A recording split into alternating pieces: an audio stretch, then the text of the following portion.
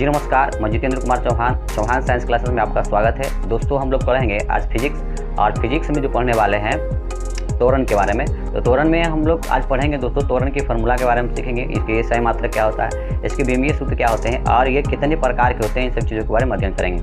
तो चलिए दोस्तों आ जाते हैं टॉपिक पर। टॉपिक हमारा क्या है, तो देखिए हम लोग पढ़ेंगे त्वरण, और त्वरण को हम लोग क्या बोलते हैं, एक्सेलरेशन बोलते हैं। क्या बोलते हैं? एक्सेलरेशन के नाम से जानते हैं, एक्सेलरेशन के नाम से जानते हैं, एक्सेलरेशन। ठीक है। और ध्यान देने की बात है कि त्वरण किसे कहेंगे, जैसे बाइक वगैरह आप लोग चलाते हैं, साइकिल चलाते हैं या तो कार वगैरह जो भी चलाते हैं, तो उसमें वेग में जो परिवर्तन आता हो किसके कारण आता है? त्वरण के कारण। मतलब चाल में क्या कर देता है? परिवर्तन ला देता है।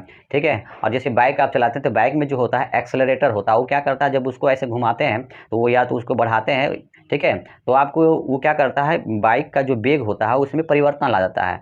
मतलब कहने मतलब वो जो वेग में परिवर्तन ला रहा है वो कौन है? त्वरण। एक्सेलरेटर क्यों करते हैं? अपने चाल को बढ़ाने के लिए। तो चाल को बढ़ाने के लिए हम एक्सेलरेटर को क्या करते हैं, घुमाते हैं, तो क्या होती है, बाइक जो होती है हमारी गति में और बढ़ जाती है, उसकी चाल और बढ़ जाती है। ठीक है। तो ये किसके कारण होता है? त्वरण के कारण होती है।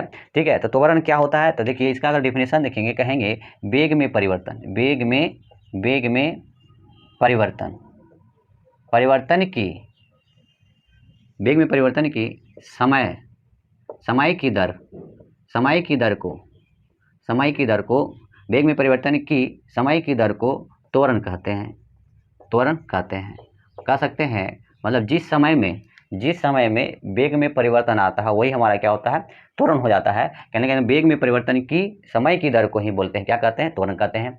त्वरण का जो संकेत होता है, त्वरण को अक्सर ए से सूचित किया जाता है, स्मॉल ए से सूचित किया जाता है। बात कर लें त्वरण का, तो ये त्वरण जो होती है अदिश राशि ना होकर ये कौन सी राशि है? सदिश राशि है। कौन सी राशि है? ये सदिश राशि है। ये त्वरण में कौन सी राशियां हैं? ये सदिश राशि है। तो आपको ये चीज़ याद रखना होगा, ये त्वरण कौन सी राशि है? सदिश राशि है। ठीक है, सदिश राशि होती है। अगर बात कर ले हम ये त्वरण के बारे में, तो त्वरण अगर बात करें, त्वरण बराबर क्या होगा, तो त्वरण बराबर अगर आपको याद रखना होगा तो वेग में परिवर्तन, वेग में परिवर्तन, वेग में परिवर्तन और बटा जो होगा समय, जिस समय में वेग में परिवर्तन होगा उसी को ही बोलेंगे, क्या बोलेंगे? त्वरण कहेंगे। बात कर लेते हैं त्वरण को इस प्रकार से भी लिख सकते हैं। ठीक है। त्वरण बराबर हम ये भी लिख सकते हैं, वेग बटा लिख सकते हैं समय, वेग बटा समय, ये चीज़ भी आप लिख सकते हैं। ध्यान देने की बात है कि त्वरण जो होती है, ध्यान देने की बात है कि त्वरण जो होगा, जो भी त्वरण है, ठीक है, वो कितने टाइप के होंगे, तो ऐसे तो हम पढ़ेंगे आगे, ये 4 टाइप के होते हैं। लेकिन आप ध्यान देने की बात है, यदि वस्तु की वेग में, यदि कोई गतिशील वस्तु है और उस वेग में समय के साथ परिवर्तन होता है, ठीक है, यदि यहाँ लिखिए, यदि किसी वस्तु के वेग में t समय में वस्तु क्या करती है, चलना प्रारंभ करती है, तो उस प्रारंभिक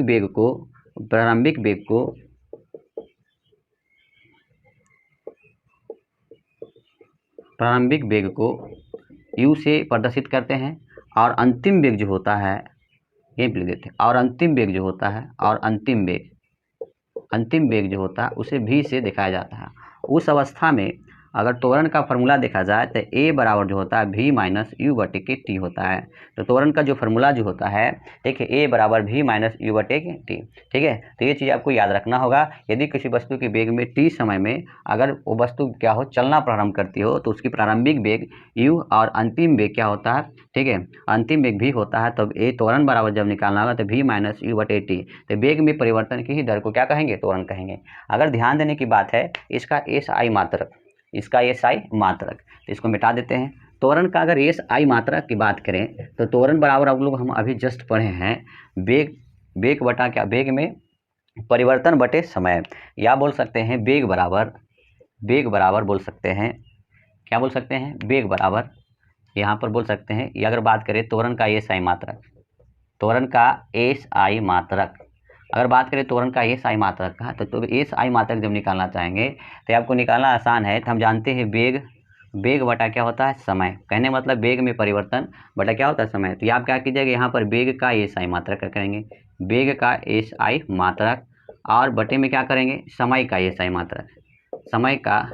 SI मात्रक, अगर ध्यान देने की बात है, वेग का SI मात्रक जो हमारा होता है वो मीटर प्रति सेकेंड होता है। क्या होता है? मीटर, और प्रति क्या होता है? प्रति में सेकेंड होता है।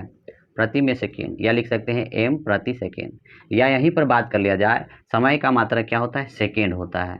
इसे s से दिखाएंगे।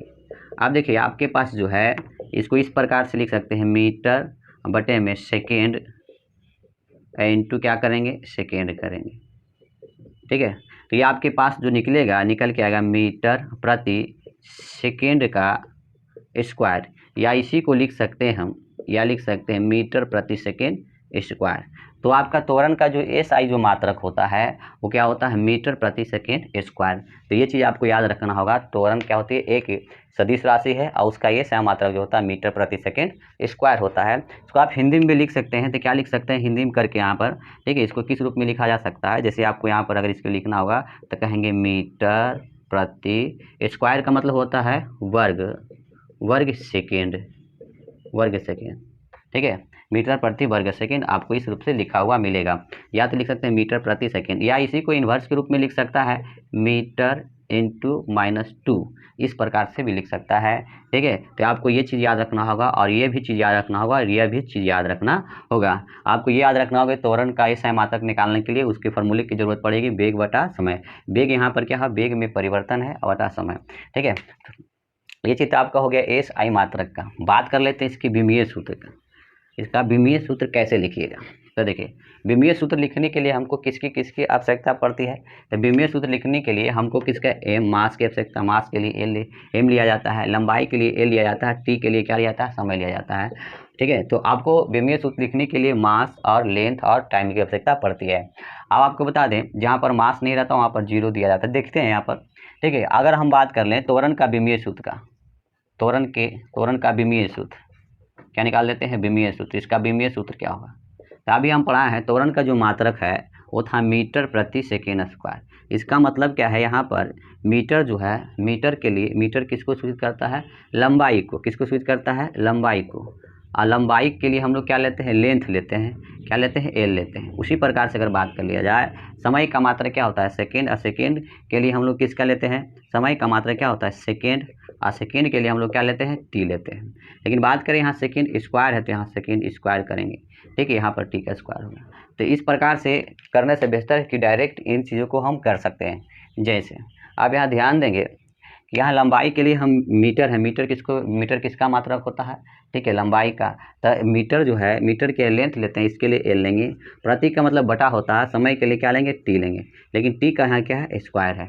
अगर बात देने की बात है इसका जो विमीय सूत्र जो निकलेगा, विमीय सूत्र का निकालना चाहते थे आपके पास जो विमीय से निकल के आएगा एल और t-2, क्यों, जब इसको बटे से इन्वर्स में करेंगे तो t-2 आ जाएंगे, एक इसे बड़ी ब्रैकेट से घेर देंगे, ये हो गया विमीय सूत्र। या तो इसका विमीय सूत्र क्या होगा, ठीक है, m होगा। विमीय सूत्र लिखने के लिए m चाहिए, l चाहिए और t चाहिए। तो यहाँ पर विमीय सूत्र देखिए l नहीं है तो l पर पावर 0 कुछ नहीं, तो मान इसका कितना 1 हो जाएगा। यहाँ पर यह है l है और उसके बाद t-2 है, तो ये किसका मात्रक विमीय सूत्र हो जाएगा, तो ये त्वरण का क्या हो जाएगा, विमीय सूत्र हो जाएगा। तो विमीय सूत्र क्या होगा, m पर पावर 0 l t-2। आप कहीं कहीं पे देखिएगा l पर पावर 1 लिख देता है, लिख भी सकते हैं चाहे नहीं भी लिख सकते हैं। तो ये निकल गया आपका विमीय सूत्र। हर एग्जाम में पूछे जाते हैं कि त्वरण का जो विमीय सूत्र क्या होता है, तो त्वरण का विमीय सूत्र होता है m, ठीक है, पावर 0 l t-2 होते हैं, ठीक है। अगर अगली बात हम कर लेते हैं, इसका विमीय सूत्र तो हमको पता चल गया, इसका मात्रक पता चल गया मीटर प्रति सेकेंड। अब आ जाते हैं इसके प्रकार पर, ये कितने प्रकार के होते हैं, ठीक है। अब ध्यान करें हम त्वरण के प्रकार का, तो बात करेंगे त्वरण के प्रकार का। ये त्वरण का प्रकार लेते हैं, त्वरण का प्रकार, इसके प्रकार के बजानेंगे। तो त्वरण का जो प्रकार होते हैं ये 4 प्रकार के होंगे। कितने प्रकार के होंगे, 4 प्रकार के होंगे, 4 प्रकार के होते हैं। ये कितने प्रकार के होते हैं, 4 प्रकार के होते हैं। ध्यान देने की बात है, ये 4 प्रकार कौन कौन से हैं, त्वरण के 4 प्रकार हैं। तो 4 प्रकार कौन कौन से, ध्यान देंगे, ये 4 प्रकार इनके हैं। तो 4 प्रकार इनके कौन है, एक होता है एक समान त्वरण, एक समान त्वरण, एक होता है एक समान त्वरण, दूसरा होता है असमान त्वरण, असमान त्वरण, और तीसरा हमारा अगर बात कर लें तो तीसरा जो हमारे पास होता है ये होता है धनात्मक त्वरण। क्या होता है, धनात्मक त्वरण, और एक होगा ऋणात्मक त्वरण, ठीक है। त्वरण कितने प्रकार के, 4 प्रकार के। एक होगा हमारे पास समान त्वरण, ठीक है, दूसरा होगा, ठीक है, एक समान त्वरण, दूसरा हमारे पास हो जाएगा असमान त्वरण, तीसरा जो होगा हमारे पास धनात्मक त्वरण, और चौथा जो हमारे पास होगा ऋणात्मक त्वरण। कैसा त्वरण हो जाएगा? ऋणात्मक त्वरण। ध्यान देने की बात यह है कि एक समान त्वरण किसे कहेंगे? तो एक समान त्वरण वैसे त्वरण को कही जाती है यदि कोई गतिशील वस्तु है तो बराबर समय में बराबर वेग को बढ़ाता है, मतलब बराबर समय में बराबर वेग चाल को बढ़ाएगा, ठीक है, वैसे त्वरण को क्या कहेंगे? एक समान त्वरण कहेंगे। असमान त्वरण किसे कहेंगे? मतलब एक समान समय में और अलग अलग चाल को बढ़ा दे तो उसे बोलेंगे असमान त्वरण। कहने का मतलब है कि समय बराबर होगा लेकिन वेग जो क्या होंगे, ठीक है, अलग हो जाएंगे। वेग क्या हो जाएंगे? अलग हो जाएंगे। जैसे समझने की बात कर लेते हैं, जैसे मान लेते हैं कोई वस्तु है ए से बी पॉइंट पर जाना चाहती है, तो अगर यहाँ से कोई वस्तु इस वाले पॉइंट पे, मान लेते हैं यहाँ पर कोई घर है, तो यहाँ से यहाँ तक गई, तो मान लेते हैं 5 मीटर प्रति सेकेंड से जा रही है, और फिर इसको जाने में लगा t1 समय लगा। फिर अगर वो फिर आगे अगली बार वो जब गया है तो इस वाले यहाँ घर से फिर यहाँ से अपनी रफ्तार को क्या किया? t2 समय उतना ही लिया। मान लेते हैं यहाँ पर समय लेता है 10 मिनट, तो 10 मिनट में 5 मीटर प्रति सेकंड की रफ्तार से गया। फिर वही वस्तु फिर ही 10 मिनट में क्या हो गया?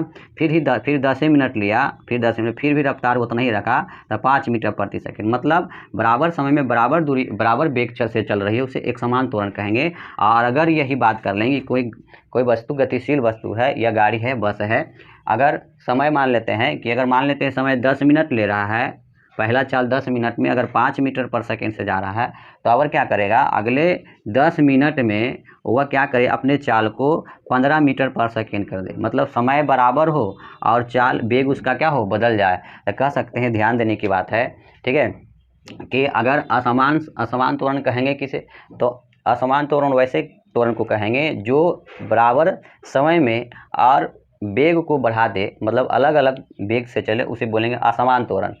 धनात्मक त्वरण किसे कहेंगे? यदि कोई वस्तु है, ठीक है, यदि कोई वस्तु, ठीक है, अपनी बिना परिवर्तन हुए अपनी गतिशील अवस्था में उछल रही है, और बिना परिवर्तन हुए अपनी वेग को क्या करता है? बढ़ा देता है। कह सकते हैं यदि कोई गतिशील वस्तु अपनी वेग को क्या करेंगे? जिस समय से चल रहे उसी समय में वेग को क्या करे? बढ़ा दे। एक समान समय में वेग को क्या करता है? बढ़ा देता है। तो वैसे त्वरण को धनात्मक त्वरण कहते हैं। जैसे अभी आपको हम समझा रहे थे कि अगर 10 मिनट में कोई गाड़ी 10 मिनट में, ठीक है, 15 मीटर प्रति घंटा की रफ्तार से चली, फिर अगले भी 10 मिनट में वह अविरत चाल को कर दे 50 मीटर पर सेकंड, मतलब अब वेग को क्या किया है? बढ़ा दिया।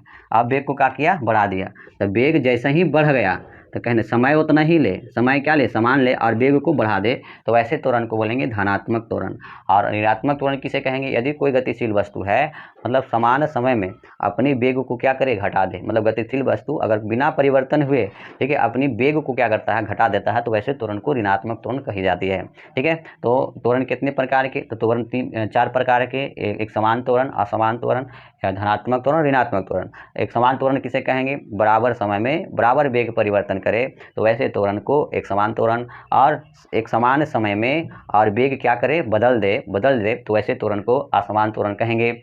और कहेंगे धनात्मक त्वरण किसे कहेंगे? बिना परिवर्तन हुए, कोई गतिशील वस्तु है, बिना परिवर्तन हुए अपनी वेग को क्या कर दे? बढ़ा दे, तो वैसे त्वरण को धनात्मक त्वरण कहेंगे। और ऋणात्मक त्वरण किसे कहा जाता है? बिना परिवर्तन हुए कोई गतिशील वस्तु जो है, ठीक है, अपनी वेग को क्या करता है? घटा दे, तो ऐसे त्वरण को ऋणात्मक त्वरण कही जाती है।